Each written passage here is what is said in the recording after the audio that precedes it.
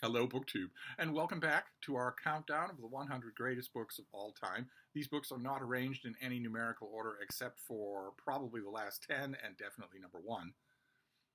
And we're doing them in blocks of 10. If you want the full terms and conditions of this list, you can consult the very beginning of the list, the one that starts with number 100. Instead, we're just going to forge on with 10 more books. And we're going to start with I was going to say a book that's predictable, but for long-time viewers of this channel, I realized that a series of videos like this will gather over time. Viewers who are not long-time viewers of this channel are just here for the list, but long-time viewers of this channel are going to recognize almost everything on this list, and they're going to recognize some books more prominently than others, because although of course I have my personal preferences and my idiosyncratic favorites, a lot of these books are among my favorite books that I've ever read. So we're going to start off with one of those. This is Samuel Johnson. This is Boswell's Life of Johnson, a gigantic work of biography, yes, but it's not biography in the way that we understand it today. It's not systemic. It's not source-driven. It's just a vast, teeming bazaar of ideas and vignettes and scenarios and whatnot. Boswell does his best with the expository fact-type stuff, but his best is not very good. He was not all that good as a systematic thinker, despite being learned in law.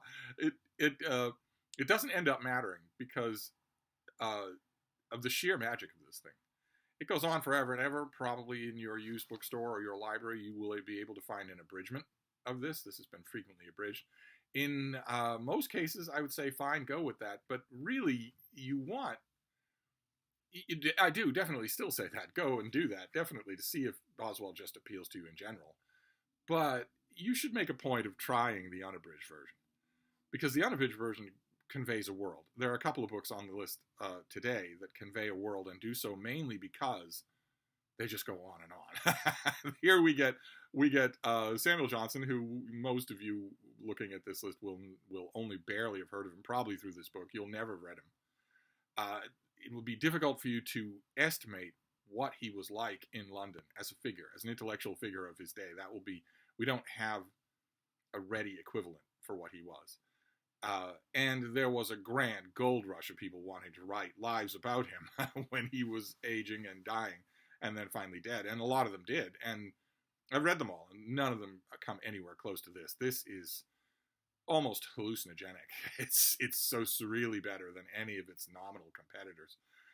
And also, fairly rare here, since this is centuries old, it's also handily better than any biography of Johnson that's been written since, even though they all hew closer to the facts and are much more scrupulous about the footnotes and the appendices and whatnot.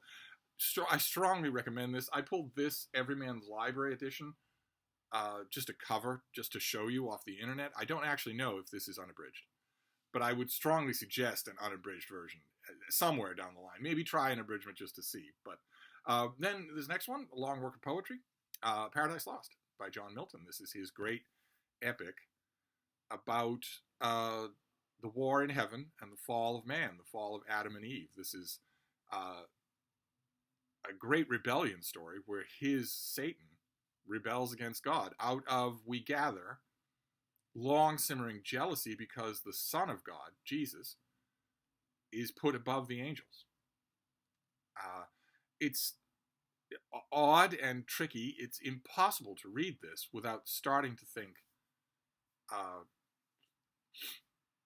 the parallels that Milton wanted you to think. Milton wanted to evoke parallels of the Iliad and the Aeneid. The problem is that evoking explicit comparisons with mythology, with dead mythology, could get you burned alive.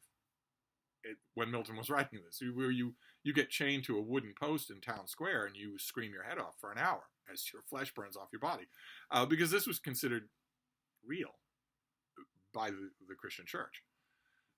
It's inescapable as you move into this book that Milton is treating it as mythology. He would have denied that, of course, and he'd have been terrified when he did. But watching the war in heaven, the angel that describes it to Adam and Eve says, I'm going to use your terminology, but a lot of what he's describing doesn't make sense unless the cannons and armor and whatnot did actually happen in his memory. It's a little bit of an in the weeds description of this. This is a big Christian epic about the fall of Satan, who inescapably becomes the hero of the book. It's just a normal way that humans read things. It's a bit of an acquired taste. A few things on this list are acquired taste. It's a bit of an acquired taste to get used to the weird rolling meter of Milton. It's not a poetic meter that we read anymore. It's not a poetic meter that's written anymore. It puts demands on the reader, but I strongly advise you to rise to the occasion because it's worth it. It's very much worth it. Then we have another long work of poetry. Keep in mind that until roughly 2 centuries ago, long works of poetry or short works of poetry ruled the roost when it came to literature. They don't anymore. But once upon a time, they did. There's going to be a lot of poetry on this list, in other words. This is from centuries and centuries before Milton. This is Lucretius. This is De Rerum Natura. Then on the nature of things, on the nature of the universe, however you want to translate it. This cover I just grabbed, it's a very good translation by Frank Copley of a long work of philosophy, for want of a better word. This is like 7,000 lines of dactylic hexameter. So it puts a demand on any translator, and some have met that demand better than others. That's necessary because most of you watching this list will not be able to just pick this up in the original and read it. But it is an attempt on the part of the author to write a popularization of a branch of philosophy called Epicureanism that I think a lot of you probably live. The dirty little secret of Epicureanism is that I think most people live it. Instead of professing it or trying to live up to it, I think most people, without being consulted and without knowing what it is, actually sort of live a broad-based version of Epicureanism. But it's clothed in mythology, and it makes, in the right hands of translation, this has never had, in my opinion, a truly A-list translation. But it's had very many good ones, and in a good translation, it will be extremely involving reading, regardless of what you know or don't know about Epicureanism or philosophy just in general, or what you know about Greek and Roman mythology. It's a weird, very interesting work from the ancient world. Then our next one, also a work from the ancient world. This is going to require a little bit more effort on your part, but it is great. This is Thucydides.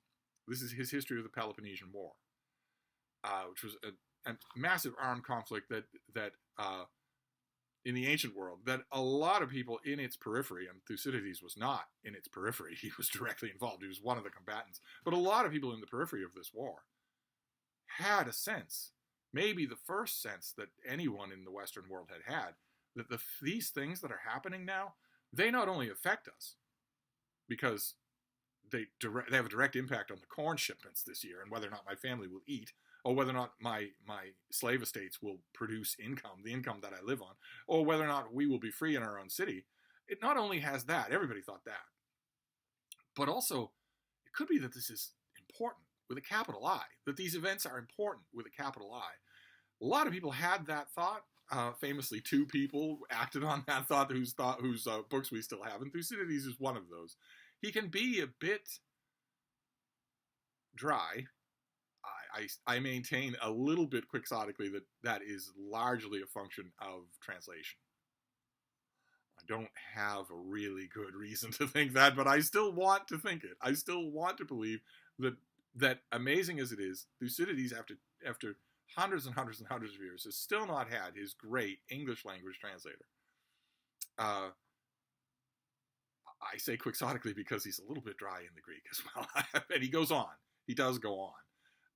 But he's trying something in this book that, to this level, at this scale, had not really been tried before. He's trying a version of, a distant ancestor of, what you and I would consider actual history, what we think of when we think of history. What we think of when we think of history now in the 21st century is largely the product of the Germans in the 19th century. And God bless them for it. hints and pieces of it beforehand had cropped up. The Germans, they weren't the only ones to think of actual accountable history, but it wasn't a regular thing. It certainly wasn't the description of the genre. And Thucydides is groping his way towards that kind of an idea of recounting the past, overcoming as he does so, I think, largely overcoming as he does so, a pretty big impediment to implementing that kind of historical discipline, which is his own personal involvement in the subject. So it will end up interesting you, even with a wooden translation. It will end up interesting you. Then the next book on the list, I don't think it will have any trouble interesting you.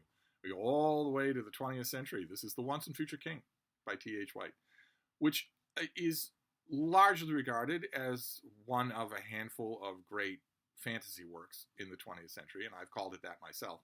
The difference between this and a lot of those other fantasy works, I would argue all of those other fantasy works, is that this, I hate to use the phrase because critics often use it out of laziness, but this supersedes any genre. This is an amazing meditation on love and friendship and getting older. It's an amazing meditation on the frittering away of the mothball mythologies that we all use to get through our lives. It's an incredibly sad and wise and wonderful book in a way that gently, of course it wasn't T.H. White, it wasn't on his mind at all to do this, but it gently, but nevertheless insistently, it makes a kind of a laughingstock of most stuff in the actual fantasy genre. I don't think that White considered that that's what he was doing with this book at all. And I don't think that's what he considered his genre to be. My diction always falls apart when I try to describe the wonders of this book. But if you're thinking that it is just an Arthurian retelling, that's nominally what the plot is here. King Arthur, Queen Guinevere, Lancelot, Merlin. If you're thinking that, or if you're coming at this sideways from the Disney cartoon of the Sword and the Stone, which is the first part of this book, or maybe not the stage play, because you're way too young for that, but the musical Camelot. If you're coming at it sideways from there, you might think, well, it's an Arthurian retelling. There's one of uncountable Arthurian retellings. There's a lot more going on here than that. There's a lot more going on here than any of them even dream of trying. A recent work, but nevertheless. Then we will go to another long work of poetry. Again, I am aware of a possible predisposition on my part to favor American works. I'm trying not to do that. I don't believe I'm in any danger of being accused of simple bias when it comes to this next work. This is Leaves of Grass by Walt Whitman. A weird, strange, long work of amorphous, gassy poetry, the exact sort of thing that I should hate, and yet I've never hated it, and the more I read it, the more brilliant it seems to me. Long, rambly disquisitions on the nature of nature with a capital N, and sappy, lachrymose reflections on personal interaction with that nature. It shouldn't work for me. And yet, it's great. It has that weird unaccountability of greatness. It was a definite great work of American literature. Then we'll move to another big book. There are quite a few books on this list that are big. This is one of them, but like I said, if you get a book that works, that knows what it's about and is great, well, then you want that book to be long, don't you? You want as much of that as you can. All of us go to reading for that kind of combination of subject and greatness. And how often do books just fail at that? Most of the time they fail at that. This is a very big book, but what I'm trying to say is it justifies its length. This is Rebecca West, and this is Black Lamb and Grey Falcon. Her enormous 1,000-page work that was generated from a trip that she took in the 1930s to Yugoslavia. But she was omnivorously curious and incredibly observant, and so a large swath of the Balkans make their way into this book, their nature, their history, their local customs, their local mythologies, all with a shadow hanging over the book. And by the time the book was published, a couple of years later, that shadow was reality, and that was totalitarian invasion. That was the invasion of Yugoslavia by the Nazis. that shadow is very much present here. This is a shadowed land. It's deep, deep historical memories, and they're all brought forth here. And you would think, well, okay, so it's a regional history, and I'm not really interested in the regional history of Yugoslavia. It's so much more than that, though. All of humanity makes its way into this book with a narrative. I want to say joy, but it's a somber kind of joy that it was touched by nothing else that Rebecca West wrote. I'm a big fan of this author, but this is the greatest thing that she ever wrote, and one of the greatest works of nonfiction in the 20th century. Whether you are interested in Yugoslavian history or not, the Nazis are not the only shadow over this book, but it's brilliant, just brilliant. And we'll go from something very long to something very short, something that would take you an hour to read, but it'll take you a lifetime to grapple with, and that is The Prince by Machiavelli. A tiny little thing that was meant to be just a stock-in-trade entry in a genre that was very popular at the time. Doesn't exist anymore. But once upon a time, it was very popular for writers to write handbooks for princes. When you think of princes now, we think of powerless figures. But that was not true when Machiavelli was writing this. And if you knew that your city or your whole confederation was getting a new prince, well, he would be the leader. He'd be the leader of the army. He'd be the one minting the coins to pay the mercenaries. He'd be the one setting the laws in the city, and he would also be the font of all advancement, any kind of civic money, but at the risk that he's an individual person, not a conglomeration of laws, so he could turn on you and exile you, for instance, or have you tortured, or have you killed. There was a flourishing little genre of writers writing handbooks for princes. This is what you should do. This is how you should behave. And it only takes reading a couple of those handbooks before you read The Prince by Machiavelli to see how different this one is from all the others. This one is definitely aimed at a prince, one specific prince, from whom Machiavelli wanted restoration and favor. But Machiavelli was too deep. By the time he wrote this book, he was too deep and too scarred a thinker to only do that. And so he doesn't. This comes closer to the universal for one of those guides, one of those Enchiridions for princes, than any other version of this book. They don't even come close to the same kind of universality that Machiavelli attempts in this book. And one of the fascinating, this is an endlessly fascinating book. You can read this and reread this your whole life. But one of the fascinating things about this book is that it is, at its heart, Machiavelli, of course, would deny this. I mean, if he were alive, if you'd gone back in time and said to him what I'm about to say, he would have vigorously denied it. But he would have vigorously denied it in large part because of what I just mentioned, because nobody wants to be chained to a stake in town square and burned alive.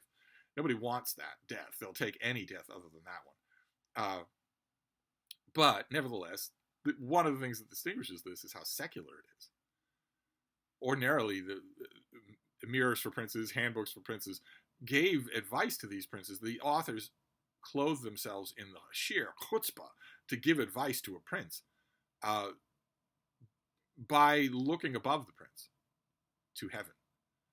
And it's amazing how little Machiavelli does that in this book. He's mainly talking about means and ends. He's become infamous for the means justifying the ends justifying the means and whatnot. This is a twisty book, deep and complex. It's one of the shortest books on this list, but you will really appreciate spending lots of time with it. Then this next book is a work of natural history. It is the single most important book written by an individual person in the history of humanity, and well worth your time to read on that basis alone, but also it's really good reading. Once you get used to it, it's very orotund Victorian periods. It's very readable, and that is, of course, The Origin of Species by Charles Darwin. With this kind of an infamous cover, of course. Charles Darwin's theory of evolution by means of natural selection is not predicting or describing something like what's shown on this cover, nor are any variations on evolution, on the evolutionary theory since then. This is just a handy visual metric. And in this book, Darwin lays out his long simmering, very long, too long simmering. He came up with the basic idea of this book of forces that would cause life forms to change on Earth. He came up with that basic theory and then put it in a cabinet somewhere and forgot about it, until, to his horror, he was alerted to the fact that a naturalist out in the field had come up years and years later with the same kind of theory and rushed to print his book on the origin of species, his book on evolution, so that he would be first. A little Darwinian struggle right there in the history of the publication of this work. But the theory here is that every living organism has an unspoken, unfelt, but still unavoidable imperative, which is to get its genes represented in the next generation. All life is a competition for repetition. It's, will you outcompete your peers and get your genes represented in the next generation? And that along those lines, organisms will adapt to their circumstances. They will adapt to their environment. And that long-term adaptation will cause organisms to change. So if you are on an arid grassland, well, then you will adapt. You will be adapted to that environment. Let's say there's a massive change in the world's environment, and slowly you realize that the edges of your arid grassland that weren't marshland before now are marshland. Okay, it could be that you will need to adapt to that. And maybe the marshland grows and grows because maybe your whole environment is being subsumed by water. Okay, all right, let's say that there's suddenly a lot more water than there was, and you have to travel through it. You have to get from dry land to dry land. You have to get from hunting ground to hunting ground. You might adapt. Let's say in your generation, there are a few hundred individuals of your species, whatever it is, because evolution is species change. It's not individual change. That's why this kind of illustration is so annoying. It's the change in species, in a species adapting to its environment, not an individual person adapting to its environment. So you're never going to get, nor should you expect, unless you are a card-carrying, brass-plated, dew-playing idiot, you should never expect a crocoduck. You should never expect one kind of animal turning into another kind of animal. This is a population thing. But let's say that some members of your population maybe they have a little bit more webbing between their digits, which will help them with suddenly the large amount of swimming that is required between islands. Let's say that, because they're helped in that regard, they can hunt and forage better, and so they have more offspring. Well, the offspring that have that trait are going to be favored by the circumstances, by their environment, more than the ones that don't. Eventually, over time, that trait will be selected for by the environment, by environmental pressures. Suddenly, you will have webbed hands. As your environment gets more and more aquatic, maybe you spend more and more time in the water. Suddenly, the people, the individuals, the groups, the dozens and hundreds that are better at that, due to random mutations or guided mutations, we all have hundreds and hundreds of random mutations. Every generation does. Well, the environment will be putting pressure on some of those mutations over others. And eventually, again, over huge amounts of time, you will go from something like a mouse on the savannah to something like an otter. And if you wait long enough, if those pressures continue to build, well, that's something like an otter might become something like a seal. So that in millennia, that the end result of all of that environmental pressure on those mutations can't walk on land anymore at all. Darwin developed this idea and wrote it down in very stately, very lovely Victorian prose. So this is a reading experience as well as it is anything else. But I've done a very quick, very thumbnail description of what this theory entails.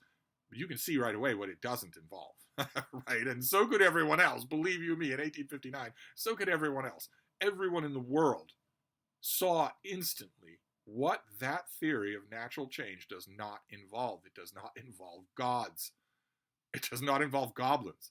It does not involve someone saying, well, I've got a desert, so I will make a camel. No, no, it doesn't involve that. In fact, it prescribes that. It eliminates that. Instead, if you've got a desert, Most of the creatures that face that desert will die of it, but the ones that won't will adapt to it over time. Those end up being the two key features here, is that one, if you have the time, and geology, even in Darwin's day, said you certainly do. The world is not 6,000 years old. The world is millions and millions of years old. In Darwin's day, we now know it's much older than that, billions of years old.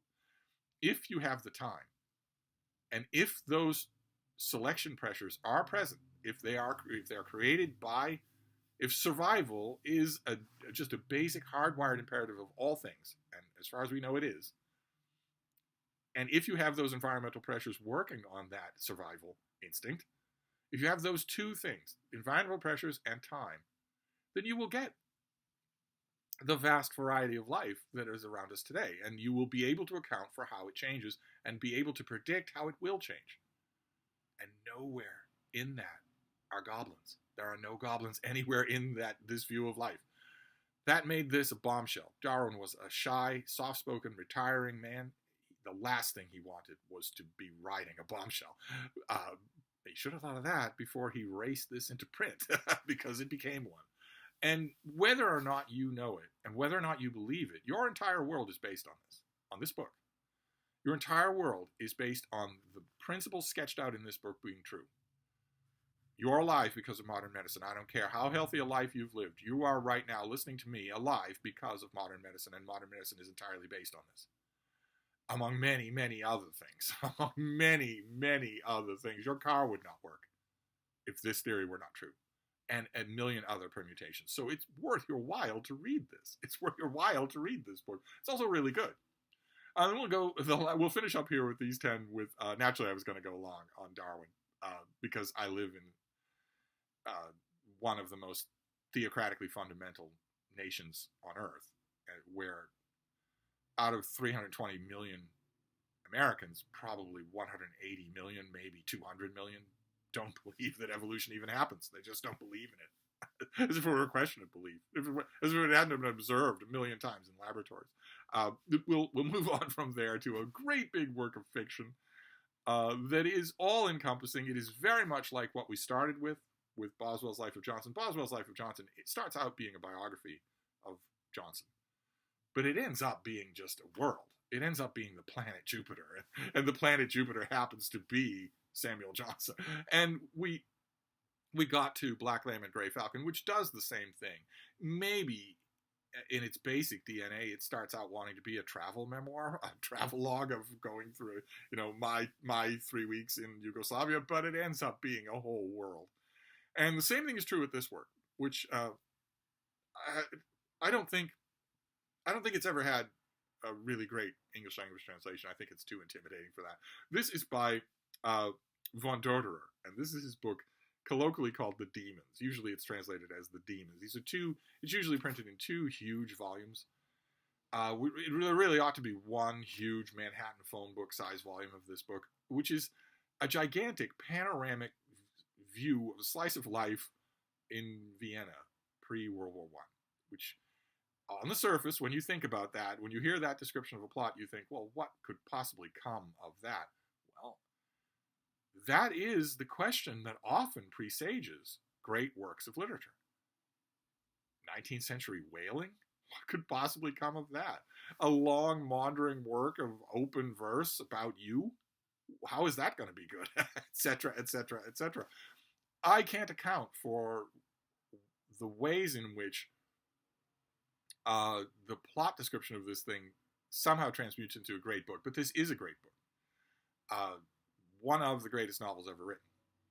Weird as it is, strange as it is. So I wanted to end up with this. I don't know that there is. I'm not up on everything that, for instance, the New York Review of Books or One World Classics do. I don't know that there's a version of this in print as I make this video, but there'll be versions out there. There always are. There are older versions out there, and maybe somewhere in some garret or somewhere, someone is working on a whirlwind new translation of this, a translation that really brings to life all the things that are going on in here. We can only hope, but the book itself makes the list anyway. So there you go. That is our next 10 books in the greatest books of all time, the 100 greatest books of all time. So I will wrap this up for now, and we will return in the next installment. Thank you, BookTube.